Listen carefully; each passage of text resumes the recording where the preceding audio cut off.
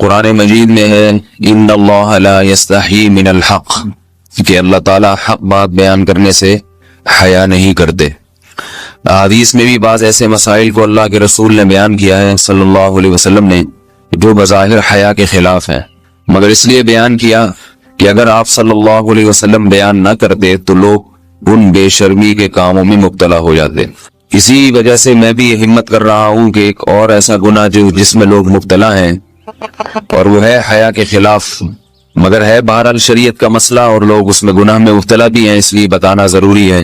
وہ یہ ہے کہ لوگ شادی کے بعد بھی آج کی نوجوان نسل زوجہ سے، بیوی سے غیر فطری طریقے سے ہم بستری کرتے ہیں، انٹرنیٹ پہ بےہودہ فلمیں دیکھتے ہیں، تو جو چیز انگریزوں کی دیکھ رہے ہیں کہ ان کا کلچر آہستہ آہستہ میڈیا کے ذریعے ہمارے معاشرے میں بھی آ رہا ہے۔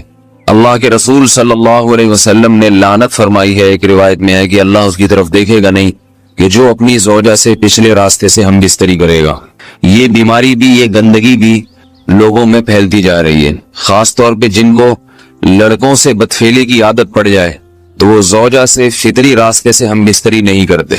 اللہ نے فرمایا کہ نساؤکم حرث لکم، یہ تمہاری زوجات ہیں، بیویاں ہیں، یہ نسل بڑھانے کے لیے ہیں، تو اسی راستے میں انسان اپنی خواہش کو پوری کر سکتا ہے جس راستے سے نسل بڑھتی ہے۔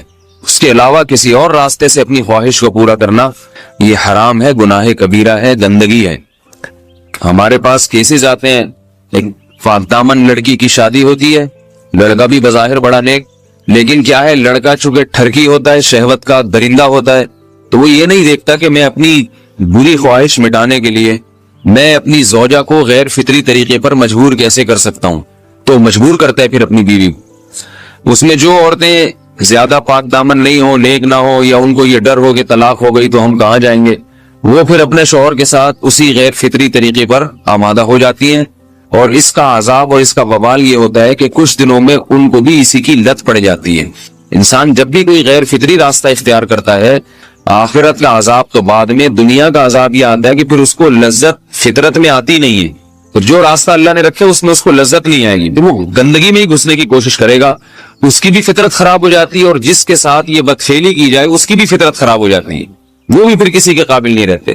تو اپنے جان پر رحم کرنا چاہیے۔ ہم انسان ہیں، ہم درندے نہیں ہیں، ہم گھوڑے نہیں ہیں، ہم گدھے نہیں ہیں، ہم جانور نہیں ہیں، ہم انگریز نہیں ہیں۔ انگریز نے تو حیا اور شرم کی تمام حدود کو توڑ دیا ہے، وہ تو درندے بن چکے ہیں۔ ہم تو درندے نہیں ہیں، ہم تو حلال کھاتے ہیں، پاک صاف رہنے کی کوشش کرتے ہیں، تو ہم ان کی جو کلچر دیکھ کے ہم ویسے درندے بننے کی کوشش کیوں کریں؟ تو یہ بہت بڑا وبال ہے، بہت بڑی برائی ہے جو ہمارے معاشرے میں آہستہ آہستہ جڑ پکڑتی جا رہی ہے، اور اس سے بیماریاں بھی پھیلتی ہیں۔ غیر فطری طریقہ ہے، بیماریاں بھی پھیلتی۔ ایسے کیسز آتے ہیں کہ جناب وہ مرد مجبور کر رہا ہے بیوی کو، اور وہ بیوی جو ہے ساتھ نہیں دیتی تو پھر اس کو طلاق کی دھمکیاں دیتے ہیں، ایسے کیسز بھی آتے ہیں۔ اور یہ بھی آتا ہے کہ مرد جب اپنی بیوی کو غیر فطری طریقے پر مجبور کرتا ہے، بیوی آمادہ نہیں ہوتی، تو مرد پھر یہ دھمکی دیتا ہے کہ بھائی میری خواہش تو تم سے پوری ہوتی نہیں ہے، پھر میں دوسروں کے پاس جاؤں گا۔ تو یاد رکھیں، جس عورت کا شوہر یہ دھمکی دے اس کو کہ میں زنا کروں گا اگر تم نے میری خواہش پوری نہیں کی غیر فطری طریقے سے، تو عورت اپنے شوہر سے کہہ دے کہ جاؤ تم کہیں اور جا کے منہ کالا کرو، تمہاری فطرت میں گندگی ہے تو یہ مجھے گندا بنانے کی کوشش نہ کرو، اس کو زنا کرنے دیں، وہ اللہ آخرت میں اس سے بھگتے گا۔ ہر بیماری کا اللہ نے علاج رکھا ہے۔ اللہ کے رسول صلی اللہ علیہ وسلم نے فرمایا، صحیح بخاری کی حدیث، ما انزل اللہ من داء الا انزل له دواء، کوئی بیماری ایسی نہیں ہے جو اللہ نے نازل کی ہو اور اس کے لیے دوا نہ رکھی ہو دنیا میں۔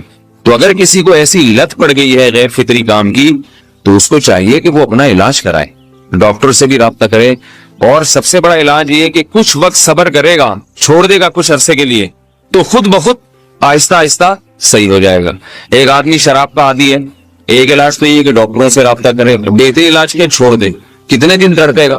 ایک دن، دو دن، تین دن، چار دن، ایک ہفتہ، دو ہفتہ، بہت زیادہ سال ہو جائے گا نا، اس کے بعد خود بخود ٹھیک ہو جائے گا۔ سگریٹ کا عادی ہے، چھوڑ دے گا، تو کتنے لوگ ہم نے دیکھے ہیں دن میں 20 سگریٹ پیتے تھے، چھوڑنے پر آئے تو بالکل ایک دم چھوڑ دی انہوں نے، آہستہ آہستہ کر کے چھوڑ دی، لیکن تکلیف ہوئی مگر عادی ہو گئے۔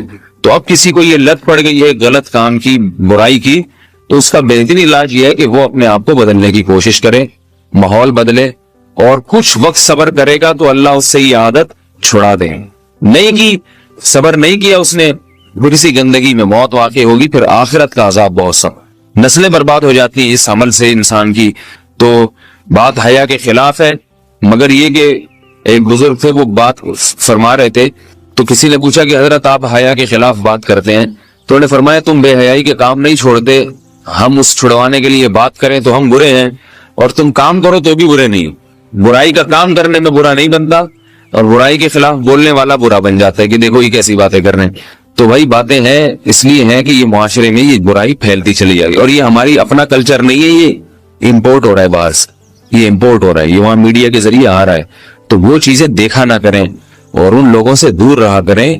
ہمیں تو دین کا داعی ہو کے ان کو ہدایت پر لانا تھا، بجائے ہم ہدایت پہ چل کے دوسروں کو چلانے والے بن کے ان کے راستے پہ ہم نے چلنا شروع کر دیا۔ اللہ تعالیٰ ہمیں اب دیکھیں ان کے ہاں ایڈز کا مرض پھیل گیا ہے۔ آپ بتائیے یہ ایڈز کا مرض ہمارا ہے کیا؟ یہ بیماری ہماری ہے یا ان کی ہے؟ ہمارے یہاں بیماریاں ہیں، کھانسی ہے، نزلہ ہے، ٹھیک ہے نا، بلڈ پریشر ہے، شوگر ہے، یہ بیماریاں ہماری ہیں۔ کوئی اللہ کا شکر ہے گندی بیماری ہمارے ہاں نہیں ہے۔ جتنی گندگیاں ہیں وہاں سے آ رہی ہیں، ایڈز کا مرض وہاں سے امپورٹ ہوا ہے۔ وہ ایڈز کا مرض اسی بدفعلی کی وجہ سے پیدا ہوتا ہے، اسی سے جراثیم پیدا ہوتے ہیں، اور اتنا خطرناک مرض کے ایسے متعدی ایسے پھیلتا ہے۔ افغانستان میں ایڈز کا ریشو 0 تھا، 0۔ وہ جانتے نہیں تھے کہ ایڈز کا مرض ہوتا کیا ہے۔ جب سے امریکن آرمی، برطانیہ آرمی افغانستان میں آئی ہے، فوجی آئے ہیں، افغانوں میں ایڈز کا مرض پھیل گیا ہے، انہوں نے وہاں بدفعلیاں شروع کر دی ہیں۔ تو وہ تو حالانکہ ان کے لیے زنا کتنا سستا ہے، کتنا سستا ہے نا ان کے لیے زنا، پھر بھی وہ لڑکوں کی طرف مائل ہوتے ہیں۔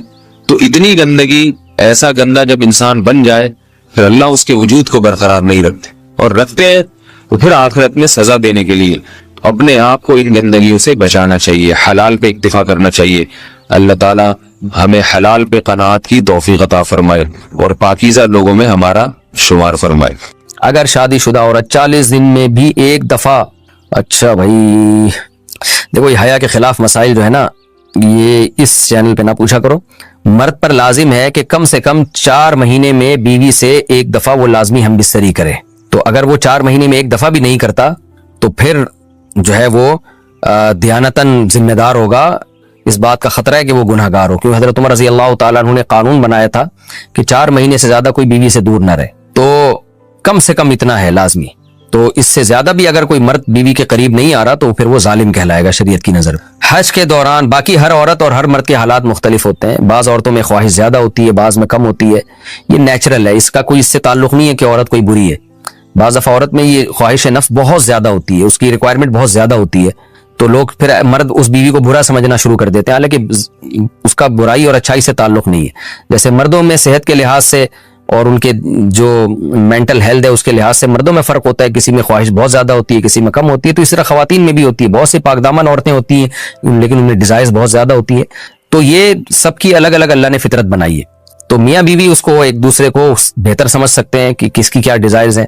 بہرحال اگر مرد میں عورت کی ڈیزائرز پوری کرنے کی طاقت نہیں ہے، عورت میں بہت زیادہ ڈیزائرز ہیں، مرد میں کم ہے، تو ایسی صورت میں عورت پھر مرد سے طلاق مانگ سکتی ہے کہ بھئی میں سیٹسفائی نہیں ہو پا رہی ہوں اور میری ریکوائرمنٹ زیادہ ہے، تو مرد اگر طلاق دے دے تو اچھی بات ہے، نہیں دے تو پھر عورت کو چاہیے اسی کے ساتھ گزارا کرے۔ ہاں اگر 4 مہینے تک بھی مرد بیوی کے پاس نہیں آتا ہے تو پھر مرد پر لازم ہے کہ عورت کے مطالبے پر اس کو وہ چھوڑ دے، کیونکہ پھر تو جوان عورت کو بہرحال گناہ کا خطرہ ہے۔ جسمانی تعلق نہ رہنے سے نکاح پر اثر۔ لاہور سے کسی نے پوچھا اگر میاں بیوی کا آپس میں کوئی جسمانی تعلق نہ ہو تو کیا نکاح پہ کوئی فرق پڑے گا؟ نہیں، اس سے کوئی فرق نہیں پڑتا، جب تک شوہر طلاق نہیں دے گا نکاح ختم نہیں ہوگا۔ یا اگر شوہر جان بوجھ کر بیوی کا حق ہی ادا نہیں کرتا اور 4 مہینے سے زیادہ اس سے ریلیشن قائم نہیں کرتا اور بیوی بھی جوان ہے، اس کو گناہ کا خطرہ ہے، تو پھر وہ عدالت میں کیس کر سکتی ہے، اور پھر اس کا ایک پروسیس ہے، کس طرح سے نکاح ختم ہوگا تو اس پروسیس کو فالو کر سکتی ہے وہ۔ تو خلاصہ یہ کہ شوہر گناہگار تو ہوگا کہ اس میں طاقت بھی ہے اور بیوی بھی جوان ہے، تو وہ کیوں اس کا حق ادا نہیں کر رہا، لیکن نکاح خود بخود ختم نہیں ہو جاتا۔ بیوی بچوں سے کتنا عرصہ دور رہ سکتے ہیں؟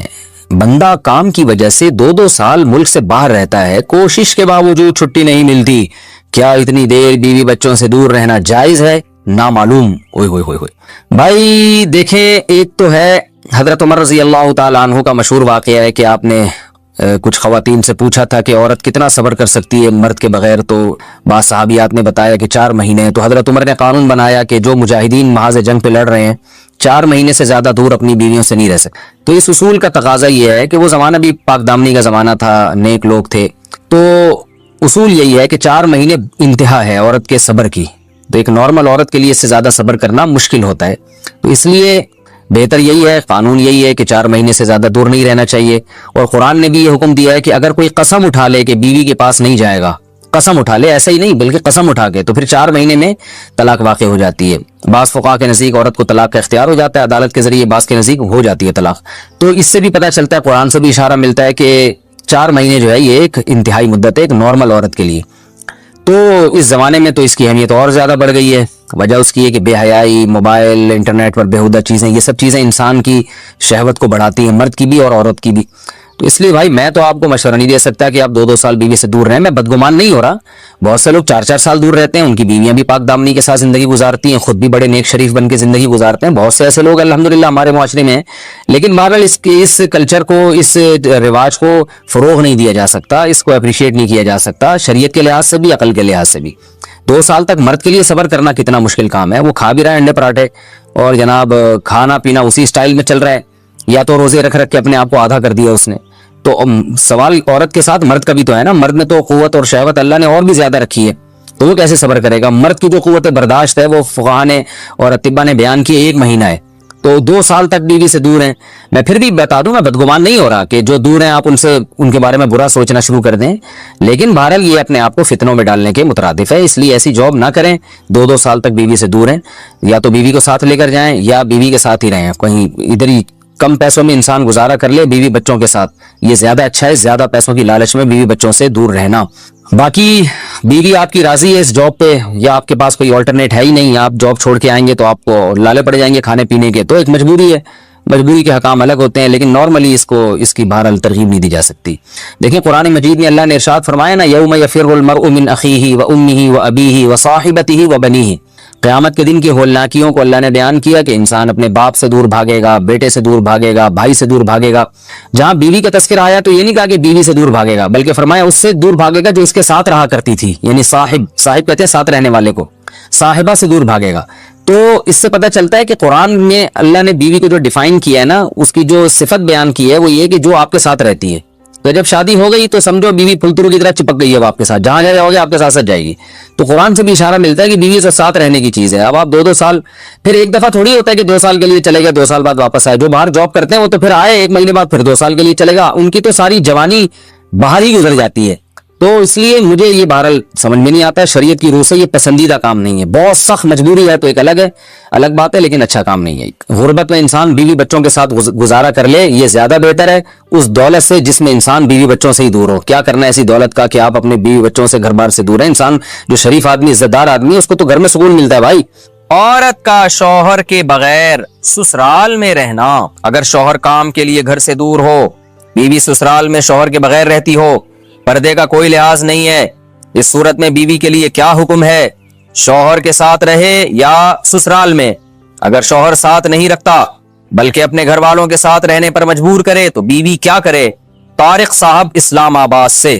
دیکھیں شوہر اگر جاب کے لیے گیا ہے 8-8 مہینے 1-1 سال بعد گھر آتا ہے، تو اصل مسئلہ تو یہ ہے کہ جہاں شوہر رہے گا بیوی وہیں رہے گی. شوہر کو چاہیے کہیں بھی گیا ہے اتنے لمبے سفر کے لیے تو بیوی کو ساتھ لے کے جائے.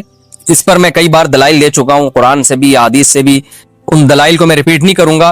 اس میں شوہر کو بھی فائدہ ہے، بیوی کا بھی فائدہ ہے. گناہ سے دونوں بچیں گے، فتنے کا اندیشہ کم ہوگا. اتنے عرصے اس دور میں بیوی سے دور رہنے میں انسان میں خطرہ ہوتا ہے کہ گناہ میں مبتلا نہ ہو جائے.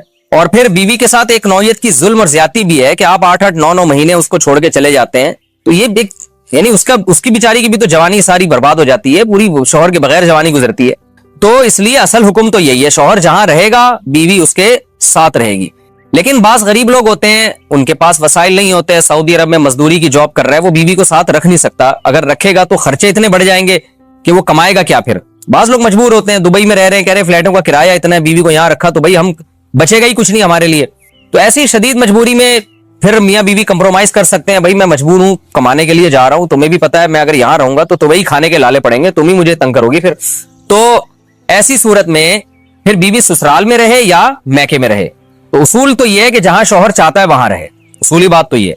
क्योंकि जब रुखसत होके आ गई है, वो ससुराल की अमानत है ना। हर आदमी चाहता है कि भाई मेरी बीवी मेरे वालिदैन के साथ रहे, यही हमारा कल्चर है और शरीयत में इसके नाजायज होने की कोई दलील भी नहीं है। और मियाँ बीवी के बहुत से मामलात उर्फ मुतय्यन करता है, तो हमारे उर्फ में यही होता है कि बीवी फिर ससुराल में रहती है, रुखसत होके आ गई है वो। तो इसमें असल हुक्म तो यही है कि शौहर जहां चाह रहा है वहां रहे। अगर शौहर चाह रहा है कि मेरे माँ बाप के साथ रहो, तो फिर औरत को जायज चीजों में शौहर की इताअत उस पर लाजिम है। उसको चाहिए कि वो शौहर के वहां रहे जहां उसके माँ बाप है। लेकिन अगर वाकई ससुराल में उस पर जुल्म हो रहा है, बहुत ज्यादा बेपर्दगी हो रही है एहतियात के बावजूद, या खुदा न ख्वास्ता जवान देवर है, खतरा है खुदा न ख्वास्ता। आमतौर पर हमारे मुआशरे में ऐसा खतरा होता नहीं है, खैर अल्हम्दुलिल्लाह गालिब है, लेकिन बाज दफा खतरा भी होता है। देवर जवान है, खतरा है, ज्वाइंट फैमिली है, तो फिर औरत ससुराल में नहीं रहेगी, फिर वो शौहर की गैर मौजूदगी में अपने वालिदैन के घर रहेगी। फिर ऐसी सूरत में शौहर को भी चाहिए कि वो बीवी को फोर्स ना करे, अपने देवरों के साथ रहने पर मजबूर ना करे। उसमें फितने का अंदेशा बहुत ज्यादा है। नबी सल्लल्लाहु अलैहि वसल्लम ने फरमाया अलहम वो मौत, यानी मौत की तरह देवर को करार दिया गया है एहतियात के मामले में। तो मैं देवरों पे बदगुमानी नहीं कर रहा कि बहुत से देवर भी बयान सुन रहे होते हैं, वो कहते हैं यार हमें ये बना के पेश कर दिया, हम तो बहुत अच्छे हैं। आप के अलावा की बात कर रहा हूं, जो मेरा इस वक्त चैनल देख रहे हैं उनके अलावा की बात कर रहा हूं। लेकिन बहरहाल एहतियात जरूरी है। शौहर दूर हो, जवान भाभी हो घर में और देवर भी हो, तो अल्हम्दुलिल्लाह हमारे मुआशरे में खैर गालिब है। लेकिन कहीं भी फितने का अंदेशा होगा तो वहां पर फिर औरत अपने वालिदैन के साथ रहेगी। घर को तबाह करना हो, उसका तरीका भी मैं आपको बताता हूँ। बेहतरीन पैकेज है मेरे पास। घर को तबाह करना हो मैं बताता हूँ। आप इसके बाद तलाक एसोसिएशन खोल सकते हैं। आप घर को तबाह करना हो तो भी इस्लाह का लेबल लगाया जाए। अल्लाह ने घर को सीधा रखने के लिए एक उसूल बता दिया, वो अल्लाह वाला उसूल हमें समझ में नहीं आ रहा। अल्लाह ने कहा ये जो मियाँ है, जिसको मियाँ कहा जाता है, ये कमबख्त, जैसे मुल्क का एक सरबरा होता है, वो अच्छा हो बुरा हो, आपने इताअत किसकी करनी है? सरबरा। अब हम लाल बत्ती पे सिग्नल तोड़ दें, बोलें कि हमारे सदर ममलिकत चूंकि सरदारी है और किसी को वजीर आजम शहबाज शरीफ से भी इख्तलाफ हो सकता है, तो ये दोनों हमारे हुक्मरान है, मैं इनके कानून को मानता ही नहीं, लिहाजा मैं रियासत को मानता ही नहीं, मैं लाल बत्ती तोड़ता हुआ जाऊंगा। तो ये लॉजिक की बात होगी? भाई रियासत अच्छी हो बुरी हो, आपने इंतजामी चीजों में हुकूमती लॉ को फॉलो करना है आपने। तो घर भी एक इस्लाम कहता है कि स्टेट है, एक रियासत है। मियाँ कभी अच्छे होते हैं, कभी मियाँ बुरे होते हैं, लेकिन सरबरा रहता है वो कमबख्त। औरत ये कह के अपने शौहर की इताअत से जान नहीं छुड़ा सकती कि मेरा मियाँ अच्छा नहीं है। चलेगी भाई घर में किसकी? मियाँ की। अब खवातीन को इस्लाह के नाम पे फसाद में डाला जाता है। नहीं, ये क्या लगता है तुम्हारा, जितने इसके हुकूक हैं उतने ही तुम्हारे हुकूक हैं। बहुत सारी चीजों में रुकावट है, बहुत सारी। मैं एक क्या नाम लूंगा ना तो बहुत लंबी चौड़ी फहरिस्त है इसकी। बास केस हमारे पास आते हैं, बेगम साहिबा ने शौहर को 10 साल हो गए करीब ही नहीं आने दी। भाई करीब ही नहीं आने दिया उसको, क्योंकि कोई फिजिकल प्रॉब्लम है बेगम में, उसको ख्वाहिश ही नहीं है। तो वो मियाँ घूम रहा है, वो जिना भी नहीं करता। बेगम ने कहा दूसरी शादी कर लो, घर मेरे पास पैसे ही नहीं है ना, मुझे कोई रिश्ता देगा ना, मेरे पास घर का इंतजाम है। तो अब बताओ सोसाइटी में फसाद, घर में फसाद होगा कि नहीं होगा? फिर वो गुस्से में आके बेगम को थप्पड़ मारता है, तो बच्चे बड़े हो गए हैं, वो देख रहे हैं मेरा बाप मेरी माँ को बोलो मारता है। फसाद बेगम मिचा रही है, बदनाम कौन हो रहा है? बदनाम मियाँ हो रहा है। वो कह रहा है भाई मैं जिना की तरफ जा रहा हूं। अगर औरत थोड़ी कुर्बानी दे दे, जो शरीयत ने हुक्म दिया, नबी सल्लल्लाहु अलैहि वसल्लम ने फरमाया जब मर्द बीवी की तरफ आना चाहे तो हदीस का मफहूम है बीवी के पास उसको रोकने का राइट बोलो नहीं है। कोई बीमारी हो तो एक अलग बात है। तो ऐसा फसाद घर में, बेटे बाप के बागी हो गए, बच्चियां बाप की बागी हो गई। वो बेचारा सारी जिंदगी कमा कमा के खिलाया, घर बनाया, गैस बिजली का बिल दिया, शेल्टर दिया, और आखिर में जलील भी खुद ही हो गया। यही मामला उल्टा भी होता है, उल्टा भी मामला होता है। अल्लाह ने मर्द के जिम्मे लगाया, बेसिक नान नफका कौन देगा औरत का? बोलो मर्द देगा। घर में बात करेगा, तमीज से बात करेगा। बाज लोग घर में जब आते हैं तो ऐसे जैसे चंगेज खान ने बगदाद पे हमला कर दिया। बेसिक नान नफका नहीं उठा रहे, बेगम का जेवर बेच के बोलो खा गए। अब जब घर में लड़ाई होती है, चीखो पुकार, तो फिर इस्लाम ने जो शोहर को हुकूक दिए वो पेश करना शुरू कर। इस्लाम ये कहता है कि औरत शोहर के सामने मत चीखे। जैसे एक टिकटॉकर का भी आया है ना, एक टिकटॉकर का आया है अभी बयान, अपनी बीवी को मीडिया पे बदनाम कर रहा है और कह रहा है कि इस्लाम में 4 शादियां फर्ज हैं। अगर वो 4 शादी का लफ्ज इस्तेमाल ना करता ना तो मैं ये बात अभी आपके सामने ना करता, लेकिन वो 4 शादियों को बदनाम कर रहा है। कहते इस्लाम में 4 शादियां फर्ज हैं और मेरी बीवी क्योंकि बहुत सादा है, बहुत देसी है, मुझे उसमें रगबत नहीं है, और ऐसी है और वैसी है, फलानी है, डिमकानी है, लिहाजा मैं इसको तलाक देके 4 शादियां करूंगा। किसी मॉडर्न से किस कदर बेगैरती है अपनी बीवी को मीडिया के सामने जलील करना। मैं इसलिए बयान कर रहा हूं कि ऐसे लोगों को मेरे खाते में ना डाला जाए कि मुफ्ती साहब के 4 शादियों पे बयानात का ही असर है। ना ना ना ना, ये ठरक है जिसपे लेबल किसका लगाया जा रहा है? 4 शादियों का। जब भी कोई मीडिया पे आके शौहर अपनी बीवी को जलील करे या औरत अपने शौहर को, तो ये मत देखा करो इनमें सही कौन है गलत कौन है, ये इल्जाम सही गलत है। आप उनसे बोलो अल्लाह ताला ने मियां बीवी को एक दूसरे का लिबास बनाया है। लिबास उयूब दिखाता है या छुपाता है? बोलते क्यों नहीं? किस कदर बेगैरती बेशर्मी की बात है। आप दुनिया के सामने आके अपनी बीवी को जलील कर रहे हो, दुनिया के सामने आके बता रहे हो वो ऐसी है वो वैसी है। कोई शर्म नहीं है आपको? और फिर लेबल आप लगा रहे हो इस्लाम का कि इसको मैं छोड़ूंगा और चार करूंगा क्योंकि इस्लाम ने आपको इसकी इजाजत दी है कि आप अपनी पर्देदार बीवी को दुनिया के सामने जलील करो। तो ऐसे लोगों का बाइकआउट करना चाहिए। और मॉडर्न लड़कियों से शादी का जिसको शौक है ना, वो दोस्तियां लगा ले, वो शादी बोलो। इस्लाम जब चार की आपको तरगीब देता है तो इस्लाम में तरगीब मॉडर्न और बेपर्दा लड़कियों से शादी की है या पर्देदार से शादी की है, हयादार से शादी की? अच्छा, जिस चीज को वो बुराई के तौर पर पेश कर रहा है ना, मेरी बीवी में ये बुराई, वो असल में अच्छाई है। वो क्या है? औरत का सादा होना तो अच्छाई है। तो वो सूरह नूर की आयतें अब समझ में आई हमें। अत्तय्यिबातु लित्तय्यिबीना वत्तय्यिबूना लित्तय्यिबात। अल्लाह कहते हैं पाकीज़ा मर्द पाकीज़ा औरतों के लिए और पाकीज़ा औरतें पाकीज़ा मर्दों के लिए। वल खबीसातु लिल खबीसीना वल खबीसूना लिल खबीसात। नापाक मर्द नापाक औरतों के लिए और नापाक औरतें नापाक मर्दों के लिए। बिल्कुल बेहतरीन बात हो गई।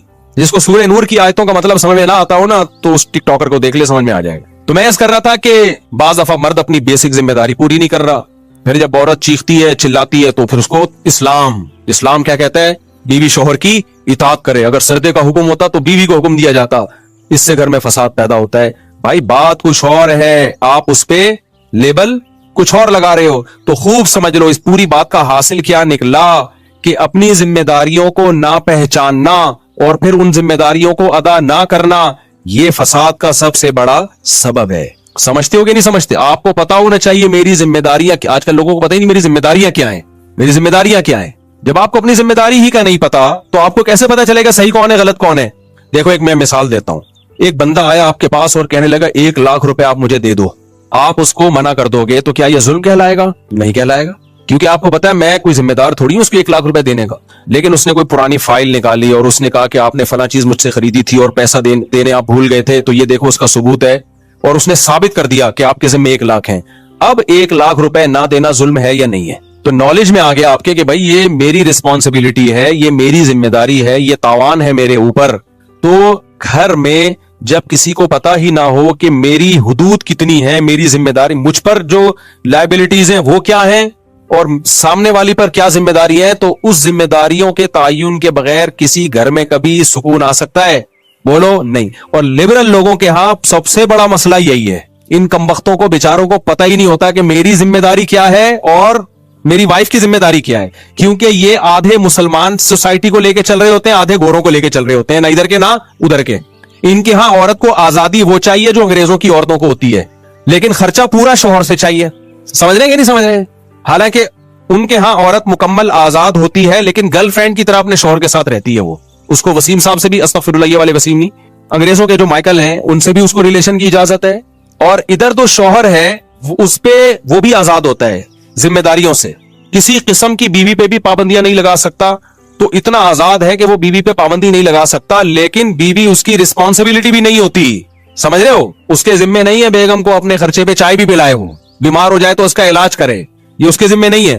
तो हमारा जो सेकुलर लिबरल तबका है उसमें औरत को आजादी चाहिए अंग्रेज औरतों वाली, खर्चा चाहिए मुसलमानों वाला, इस्लाम वाला शौहर से। और इन लिबरल मर्दों को बीवी को बाउंड करना है उस तरीके से जैसे इस्लाम ने बीवी को बाउंड किया है, शौहर की इताअत करे। लेकिन बीवी के हुकूक से आजाद ऐसे होना है जैसे अंग्रेज आजाद हैं। बने क्यों कर जो हो सब कार उल्टा, हम उल्टे यार उल्टा बात उल्टी, हम उल्टे बात उल्टी यार उल्टा। मेहताब राय एक शायर गुजरा है, उसने कहा मेरे नाम में मेहताब में हम भी उल्टा तो मह बन गया, बात उल्टी तो ताब बन गया, राय उल्टी तो क्या बन गया? यार बन गया। तो हम भी उल्टे, बात भी उल्टी, यार भी उल्टा। हमारा नाम में तो हर चीज ही उल्टी है। तो बने क्यों कर जो हो सब काम उल्टा। नहीं आई मेरा ख्याल है बात। रंगी को नारंगी कहें तो माल को खोया, चलती को गाड़ी कहें, आगे शायर का नाम मैं भूल गया, देख के शायर रोया, शायरी लगा देता हूं। रंगी को नारंगी कहें, जो इतनी कलरफुल चीज होती है नारंगी, उसको क्या कहते हैं? जो रंग वाली होती है उसको नारंगी बोलते हैं, यानी रंगी नहीं है। और तुन माल, जो खूब दूध को पका पका के उसका जो माल निकाला जाता है उसको कहते हैं खोया, यानी कुछ भी नहीं आया उसमें। हालांकि उसी असल तो यही था दूध में, इसके बगैर दूध ने सब कुछ खो दिया, लेकिन उसको खोया कह रहे होते हैं। और जो चीज हमेशा चलती है उसको कहते हैं गाड़ी, यानी गाड़ दिया जमीन में उसको। तो कहते हैं जब शायर ने ये सब कुछ देखा तो रोया कि यार ये मार्केट में हो क्या रहा है।